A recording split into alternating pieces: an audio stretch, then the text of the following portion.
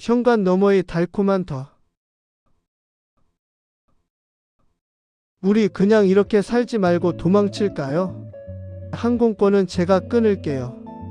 그녀 다이의 목소리는 밤한 개처럼 끈적하고 몽환적이었지만 내 안의 모든 신경을 곤두세웠다. 20년이라는 세월 동안 메마른 사막처럼 황폐해진 내 삶에 그녀는 찰나의 소나기처럼 스며들었다. 그리고 그 빗방울이 피부에 닿는 순간 나는 직감했다. 이건 완전히 다른 세계로의 초대라고. 금기의 영역으로 발을 들이는 찰나 나는 이미 되돌릴 수 없는 강을 건너고 있었다. 내 심장은 불안감으로 미친 듯이 요동치기 시작했다. 마치 사춘기 소년이 첫사랑의 쪽지를 받은 듯한 설렘과 그것이 들통날까봐 바들바들 떠는 두려움이 뒤섞인 기분이었다.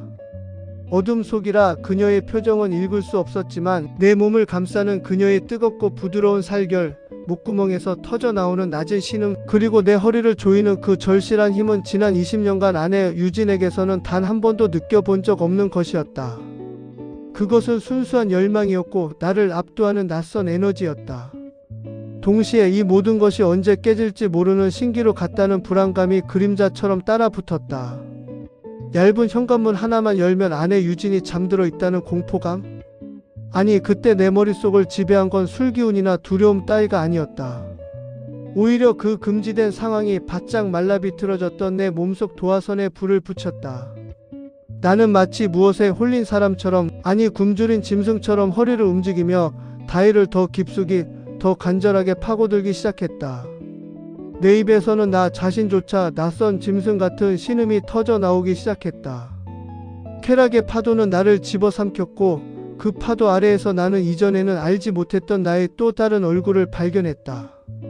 결혼 20년 차 무미건조한 남편이자 평범한 자영업자 정으로만 살던 내가 905라는 금단의 현관문을 열고 파멸인지 쾌락인지 모를 그 구렁텅이로 빠져들게 된 건 바로 그 숨막히던 순간부터였다. 하지만 그와 동시에 내 영혼을 갉아먹을 죄책감과 공포의 씨앗도 함께 심어졌음을 나는 그때 미처 알지 못했다. 내 심장은 불안감으로 끊임없이 떨리고 있었습니다. 그날 밤의 충격적인 청각적 경험 이후 내 삶의 모든 신경은 온통 현관문 건너편 905로 쏠려 있었다. 아내 유진이 출근하고 텅 빈 집안에 홀로 남겨지면 나는 습관처럼 현관문을 조심스럽게 열고 복도를 응시하곤 했다. 905의 철문이 닫혀 있는지, 혹시 다이가 나오지는 않을지, 아니면 그녀의 남편 지훈 씨가 드나들지는 않을지. 심장은 불안감으로 계속해서 쿵쿵하고 불규칙하게 뛰었다. 마치 청년 시절에 짝사랑하던 여고생의 집 앞을 서성이는 기분이었다. 40대 후반의 남자가 이런 감정을 다시 느끼다니 헛웃음이 나올 지경이었다. 그 기다림마저도 나를 흥분시키는 묘한 자극제가 되었다. 상상 속에서 나는 이미 수십 번도 더 그 문을 열고 다이의 침실로 걸어 들어가고 있었으니까요. 이 숨막히는 긴장감은 내가 살아있음을 느끼게 하는 유일한 통로였던 것 같습니다. 억압된 욕망이 날갯짓하는 순간 나는 나 자신이 어떤 위험한 경계선 위에 서 있음을 알고 있었습니다. 하지만 언제라도 이 모든 것이 발각될 수 있다는 생각엔 등줄기에 오싹하는 식은땀이 흘러내렸습니다. 어쩌다 엘리베이터에서 마주친 맞은편 집 여자 다이의 실물은 내 상상보다 훨씬 더 아름답고 근사했습니다. 30대 후반쯤 되었을까? 흰 블라우스 아래로 드러나는 쇄골의 선명한 곡선, 나를 보며 안녕하세요 정우 사장님하고 웃을 때 살짝 드러나는 목덜미의 하얀 피부조차 관능적으로 느껴졌다. 그 묘한 대비는 나를 더욱 미치게 했다. 단아함 속에 숨겨진 뜨거움, 그것이 나를 유혹하는 치명적인 매력이었다. 온통 회색 먹구름이 가슴을 훔쳐내린다. 숨이 멈춘 듯 내 속마음이 들킬까 봐 두려워 뇌하고는 눈꼬리를 돌린다. 경비실 택배 장부를 기웃거리다가 그녀가 평일 낮에는 거의 혼자 집에 있다는 사실을 알아낸 건 어쩌면 내 본능이 이끄는 필연이었을지도 모른다.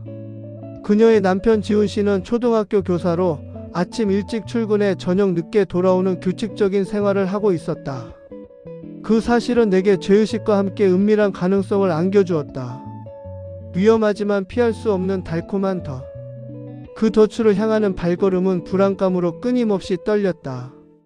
처음 다이와 제대로 대화를 나눈 날이 기억난다. 아파트 지하 헬스장에서였다.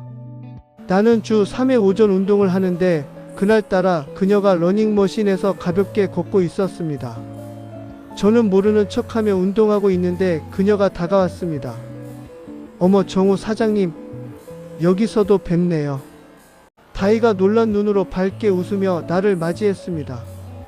그 순간 나는 내 심장이 쿵 하고 내려앉는 것을 느꼈죠.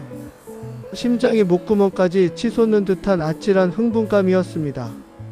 어머, 다이씨, 여기서 운동하세요. 전 여기 자주 오는데. 너스레를 떠는 내 목소리가 가늘게 떨렸지만 그녀는 다행히 눈치채지 못한 듯 했다. 오히려 적적한 평일 오전에 만난 이웃을 반기는 눈치였다. 그 평범한 순간이 내게는 거대한 서곡처럼 느껴졌습니다. 남편이 운동 좀 하라고 회원권을 끊어줬는데 혼자 하려니까 재미가 없네요. 정우 사장님은 몸이 정말 좋으시네요. 다이의 시선이 내 팔뚝과 가슴을 후렸다. 나는 40대 후반이지만 꾸준한 운동 덕분에 30대 못지않은 근육질 몸을 유지하고 있었다. 자영업자라 시간 관리가 자유로운 것도 한몫했지요. 그녀의 시선은 잊고 있던 나의 남성성을 다시 일깨웠다. 하하, 나이 들수록 관리 안 하면 금방 무너지잖아요.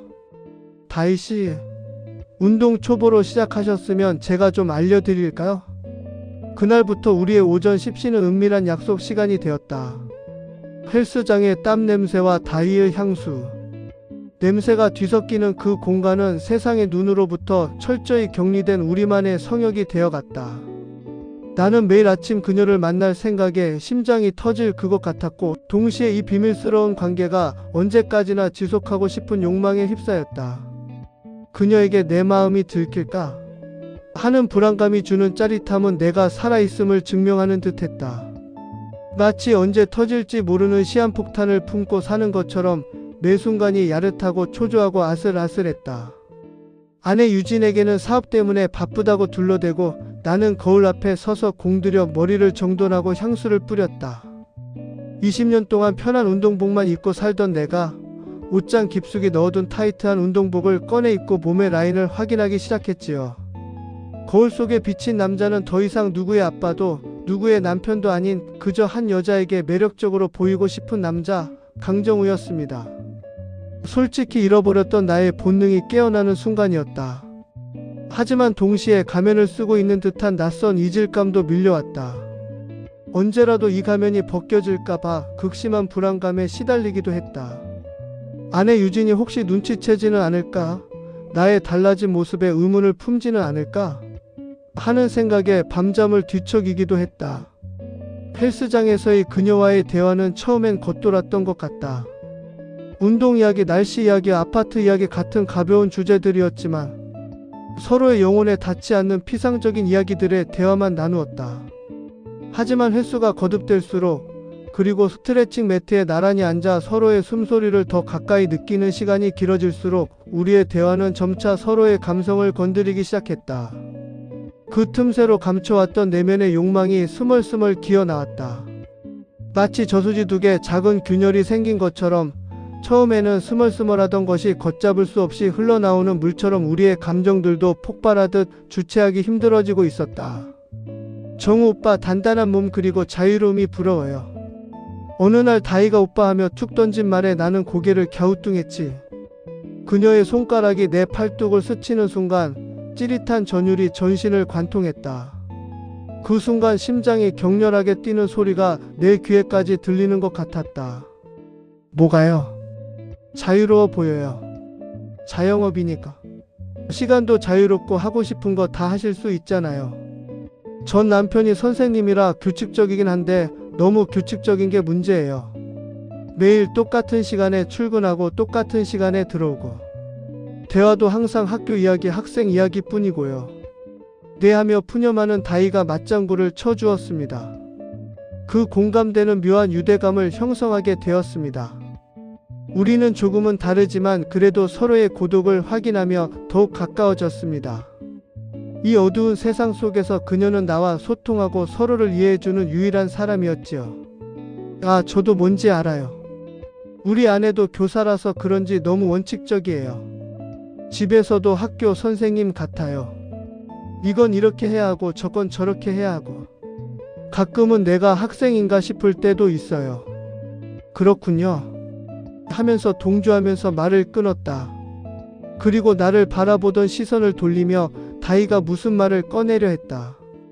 나의 시선으로 되돌아온 다희의 붉어진 얼굴이 미묘한 긴장감을 자아냈다. 나는 침을 꿀꺽 삼키며 바라봤다. 온몸의 신경이 그녀의 다음 말에 집중되어 있었다. 그리고요? 나는 말을 재촉했다. 우리 신랑은 너무 조신해요. 침실에서도요. 다희의 얼굴이 완전 붉어졌지만 그녀의 눈은 나를 똑바로 바라보고 있었다.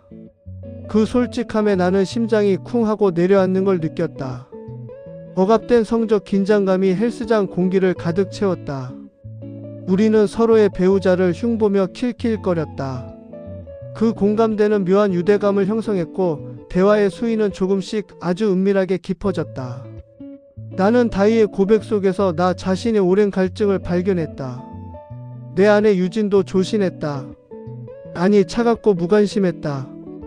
아내 유진은 침실에서 가끔 오늘도 수고 많았어요. 여보라고 말하곤 했는데 마치 피곤한 하루를 마무리하는 업무 보고 같았다. 그 생각에 걷잡을 수 없는 허무함이 밀려왔다. 나는 다희에게서 구원받을 수 있을까? 아니면 이 어둠 속으로 더 깊이 끌려 들어갈까? 이 아슬아슬한 줄타기는 언제까지 계속될까? 그 불안감에 손끝이 저려왔다. 빗방울이 유리창을 때리던 어느 날이었다. 헬스장에는 우리밖에 없는 조용한 공간이었다. 빗소리가 모든 소음을 삼키고 우리 둘만의 밀실을 만들어 주었다. 이때 다희가 젖은 눈으로 나를 바라보며 한숨을 푹 쉬더군.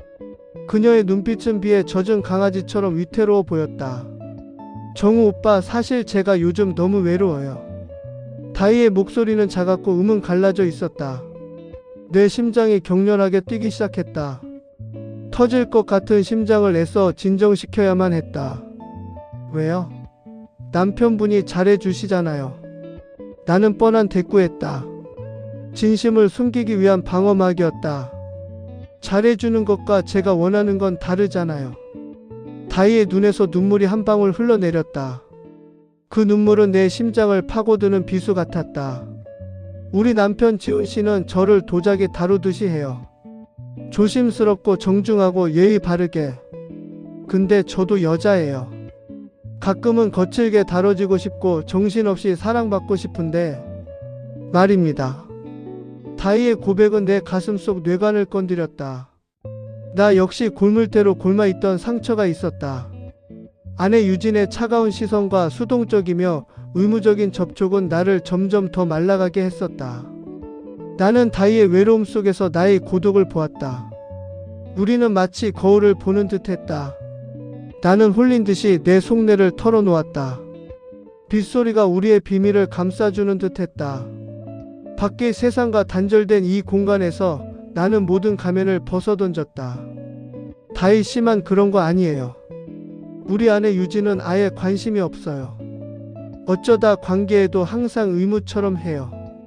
빨리 끝내고 싶어 하는 눈빛을 볼 때마다 내가 남자가 아니라 짐승이 된 것 같아요. 나도 아직 혈기왕성한데 이렇게 썩어가는 기분이 들 때가 많아요. 그 순간 우리 사이의 공기가 바뀌었다.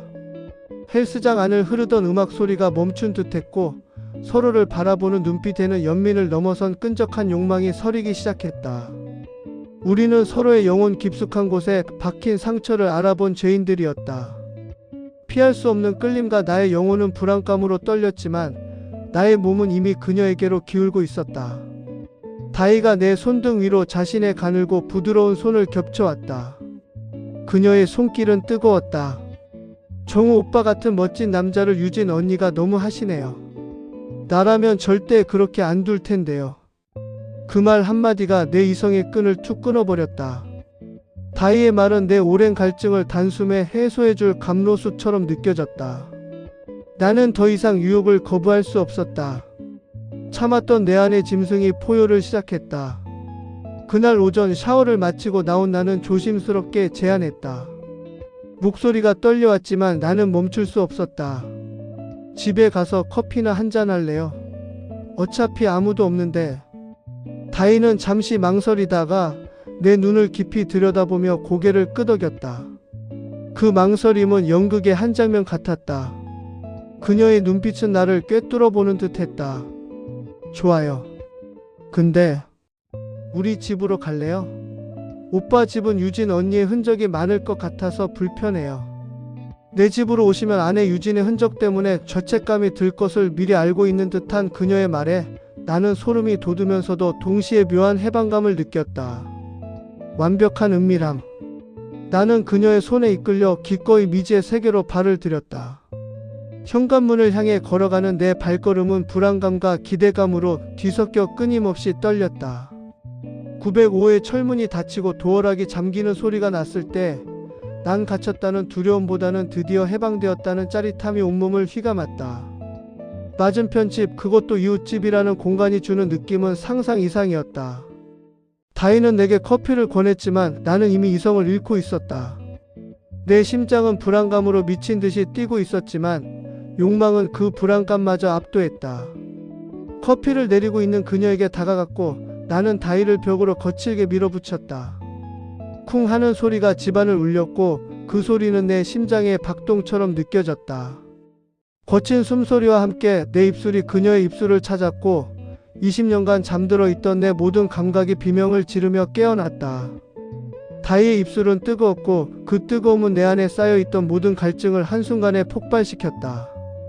나는 그녀의 향기에 취해 정신없이 탐닉했다. 거실에서 침실로 이어진 우리는 마치 굶주린 짐승 같았다. 우리는 서로의 옷을 찢어발기듯 벗겨냈고 다희의 알몸을 마주했을 때 나는 숨이 멎는 줄 알았다. 아내 유진의 마른 체형과는 차원이 다른 적당히 풍만하고 탄력 있는 몸. 무엇보다 내 시선을 사로잡은 건 그녀의 가슴이었다. 아내 유진과는 비교조차 할 수 없는 크기와 부드러움이 나를 압도했다. 나는 꿈속에서만 그리던 이상적인 여성의 몸을 눈앞에서 마주한 것이다. 내 몸은 쾌락으로 떨렸지만 한편으로는 이 모든 것이 현실이 아닐까 봐 두려웠다. 정우 오빠, 천천히 해요. 오래 안 해봐서.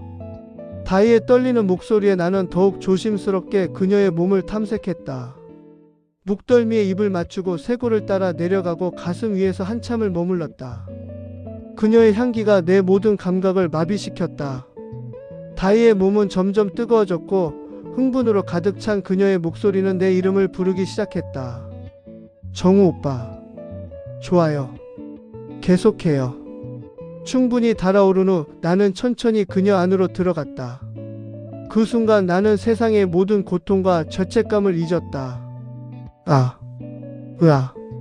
다희의 몸이 내 것을 받아들이며 떨렸다. 오랜만이라 그런지 너무 조여와서 나 역시 정신을 잃을 것 같았다. 우리는 완벽하게 하나가 되었다. 괜찮아요? 아파요? 아니요. 좋아요. 정우 오빠, 움직여요. 나는 천천히 그러나 깊게 움직이기 시작했다. 다희는 내 등을 긁으며 다리는 내 허리에 감았고 우리는 하나가 되어 뜨겁게 움직였다. 침대가 부서질 듯 흔들리고 우리의 앓는 소리가 방 안을 가득 채웠다. 그 소리는 나를 더욱 격정적으로 만들었다.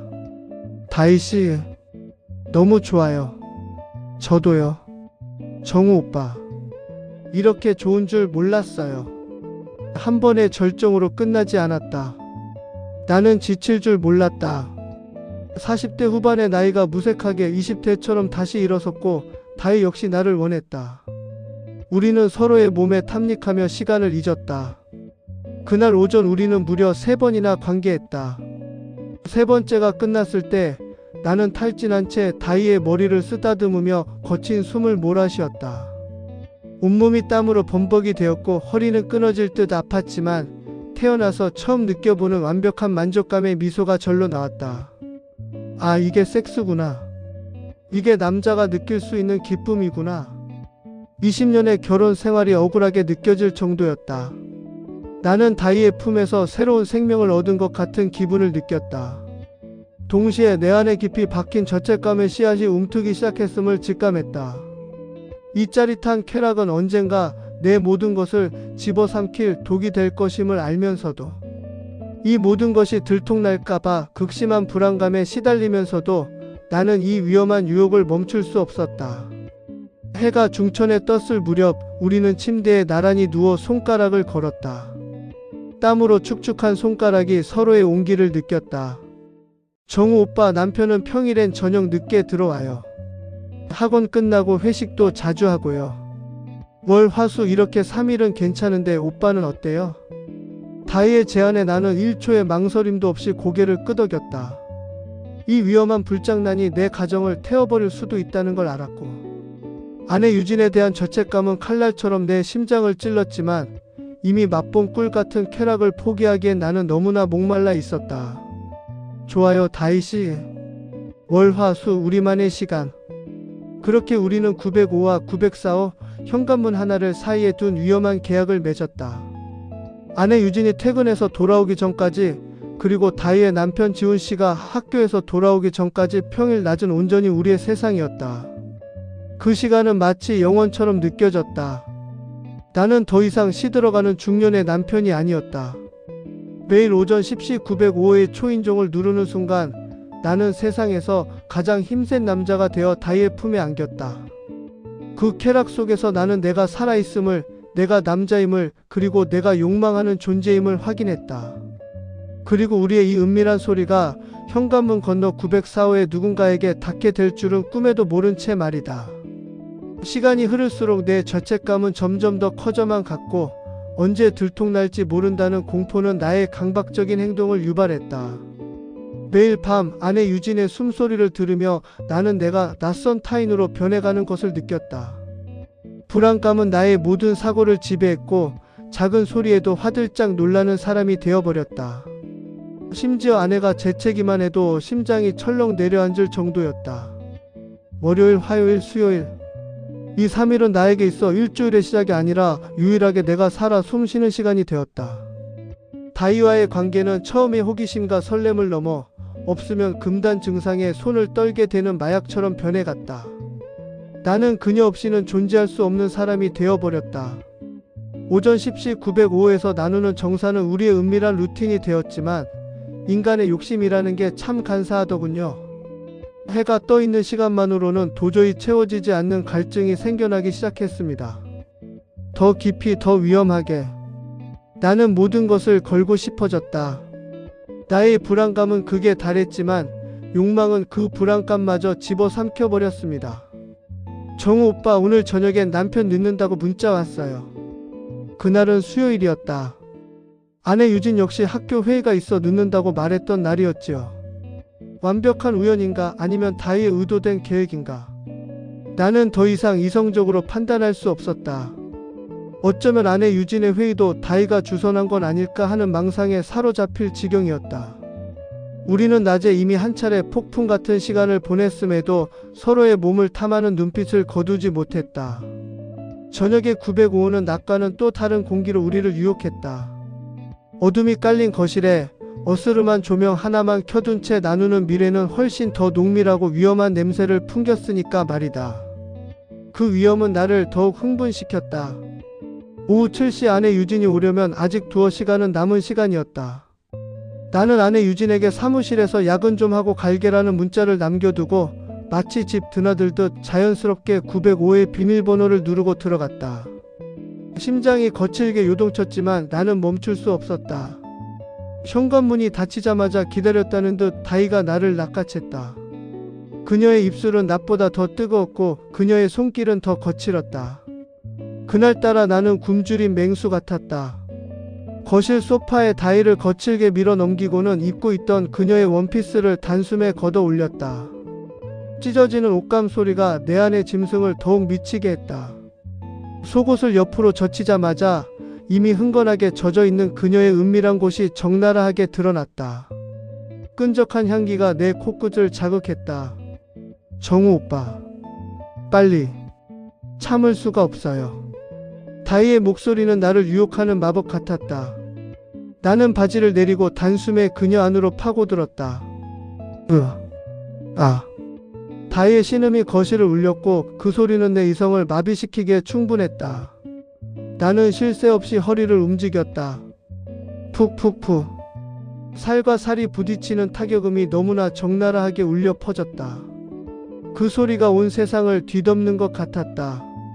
쾌락의 파도가 나를 집어삼키는 순간 나는 모든 것을 잊었다. 바로 그때였다. 띵동. 초인종 소리가 울렸다. 그 소리는 마치 날카로운 칼날처럼 나의 쾌락을 갈랐다. 그리고 이어서 비밀번호를 누르는 소리가. 여보? 나왔어. 남자 목소리였다. 다이의 남편 지훈 씨였다.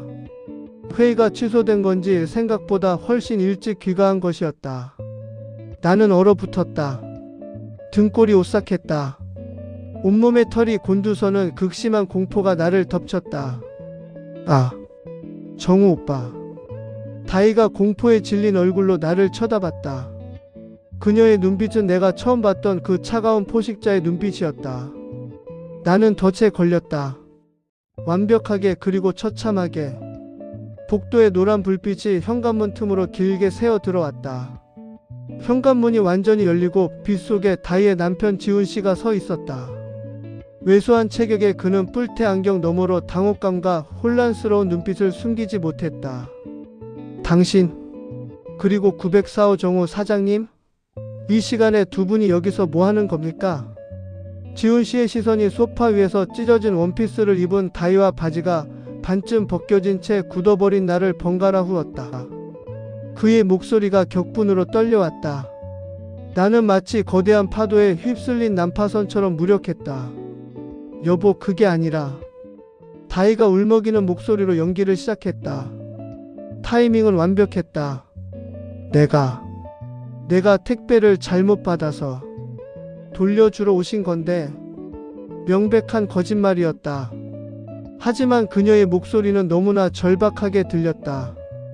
그 순간 나는 그녀가 나를 변호하는 척하며 또 다른 덫을 놓고 있음을 직감했다. 택배? 이 시간에 불도 안 켜고? 당신 옷은 왜 이래?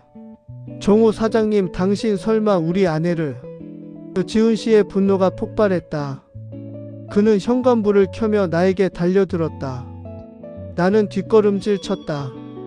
내 삶이, 내 가정이, 내 명예가 한순간에 와르르 무너지는 것을 느꼈다. 아내 유진에 대한 죄책감과 이 모든 사실이 세상에 알려질 것이라는 공포가 나를 짓눌렀다. 온몸이 덜덜 떨려왔다. 저기 오해입니다. 정말입니다. 저는 그저. 바로 그때였다. 다이가 갑자기 날카로운 비명을 지르며 바닥에 주저앉았다. 깍! 여보, 그만해. 제발 그만하라고. 정우 사장님은 아무 잘못 없어. 내가 유혹한 거야. 나와 지훈 씨 둘 다 동시에 얼어붙었다. 다이는 고개를 푹 숙인 채 어깨를 들썩이며 흐느꼈다. 하지만 그 흐느낌 속에는 묘한 비열함이 스며 있었다. 내가 외로워서 그랬어. 당신이 맨날 늦고 나한테 관심도 없으니까. 내가 미쳤었나봐. 제발 용서해줘. 다이의 자백은 완벽한 연극이었다. 지훈 씨의 분노는 나에게서 순식간에 다이에게로 옮겨갔다. 자기 아내가 이웃집 남자를 유혹했다는 사실은 그의 자존심을 산산조각 냈다. 그는 이성을 잃고 소리치며 바닥에 주저앉은 다이의 팔을 거칠게 잡아 일으켰다. 뭐? 당신 지금 뭐라고 했어? 유혹? 당신 제정신이야? 으악, 아파. 여보, 잘못했어. 살려줘. 다이의 비명은 비수처럼 내 심장을 꿰뚫었다. 나는 그 틈을 타 죽을 힘을 다해 현관으로 도망쳤다. 등 뒤에서 지훈 씨의 고성과 다이의 비명이 뒤섞여 아수라장이 펼쳐졌지만 나는 뒤도 돌아보지 않고 904호로 뛰어들어 문을 잠갔다. 현관문에 등을 기댄 채 바닥으로 주저앉았다. 심장이 미친 듯이 뛰었다. 나는 살았다. 하지만 동시에 모든 것을 잃었다. 다음날 아침 905 사건은 아파트 단지를 발칵 뒤집어 놓았다. 간밤에 경찰차가 출동했고 905 남편 지훈 씨가 폭행 혐의로 연행되었다는 소문이 돌았다. 아내의 외도 사실을 알고 격분한 남편이 아내를 심하게 때렸다는 것이었다. 다희는 완벽하게 피해자가 되었다. 나는 죄책감과 안도감이 뒤섞인 복잡한 심경으로 사태를 관망했다.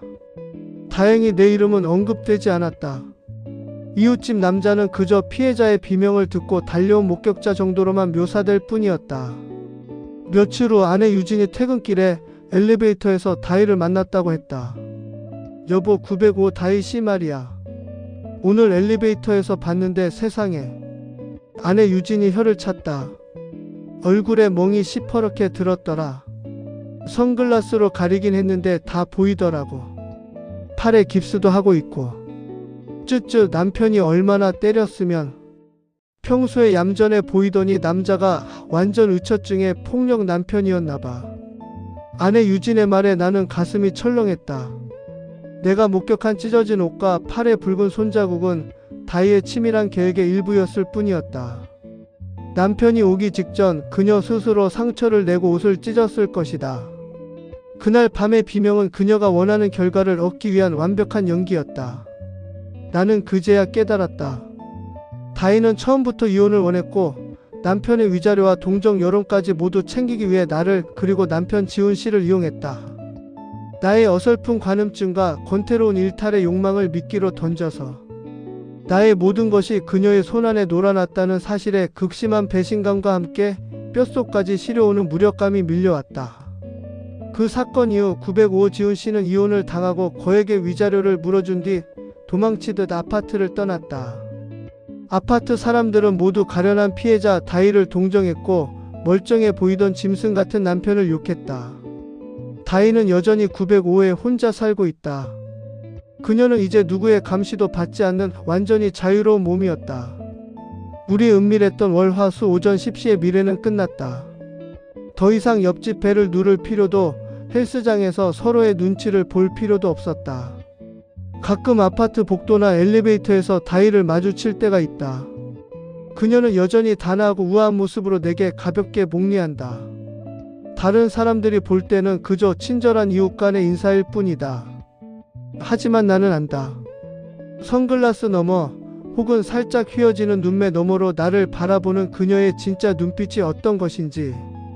그녀는 나를 볼 때마다 그 특유의 비릿하고 차가운 미소를 입가에 아주 미세하게 머금는다. 어느 비오는 날 저녁, 엘리베이터에 단둘이 타게 되었을 때였다. 좁은 공간에 그녀의 향수 냄새가 훅 끼쳐왔다. 한때는 나를 미치게 했던 그 향기가 이제는 숨통을 조이는 독가스처럼 느껴졌다. 층수가 바뀌는 동안 침묵이 흘렀다. 내 심장 소리가 그녀에게 들릴까봐 두려워 숨조차 제대로 쉴 수 없었다. 9층에 도착하고 문이 열리기 직전 그녀가 나지막이 속삭였다. 너무 불안해하지 마세요, 정우 씨. 우린 꽤 괜찮은 파트너였잖아요. 그녀가 먼저 내리고 나는 닫히는 문틈으로 그녀의 뒷모습을 멍하니 바라보았다. 그녀의 말은 위로가 아니었다. 그것은 영원히 벗어날 수 없는 족쇄를 확인시켜주는 간수의 점호와도 같았다. 나는 더 이상 현관문 외 시경을 들여다보지 않는다. 그 작은 유리 구멍을 통해 또 다른 진실을, 나 자신조차 감당할 수 없는 나의 추악한 밑바닥을 마주하게 될까봐 두렵기 때문이다. 그 공포는 나를 완전히 잠식했다. 대신 나는 매일 밤 거실 소파에 앉아 현관문 너머 905에서 들려오는 작은 소리에 귀를 기울인다. 쿵 하는 발소리, 샤워기 물 내리는 소리, 가끔 들리는 그녀의 콧노래 흥얼거림. 그 모든 사소한 소리가 나를 감시하는 신호처럼 느껴진다. 내가 그녀의 완벽한 계획에 동원된 공범이라는 사실을 매 순간 상기시키는 끔찍한 알람처럼. 안방에서는 아무것도 모르는 아내 유진이 평온하게 잠들어 있다. 나는 그녀가 짜놓은 완벽한 덫에 걸려든 채 영원히 끝나지 않을 불안한 일상을 살아가게 되었다. 904호에 경고했던 성은 무너졌다. 나는 이제 내 집에서조차 편히 숨 쉴 수 없는 벽 너머의 교도관에게 영혼을 저당 잡힌 종신형 죄수가 되었다. 나의 지옥은 바로 이 현관문 너머에 있다.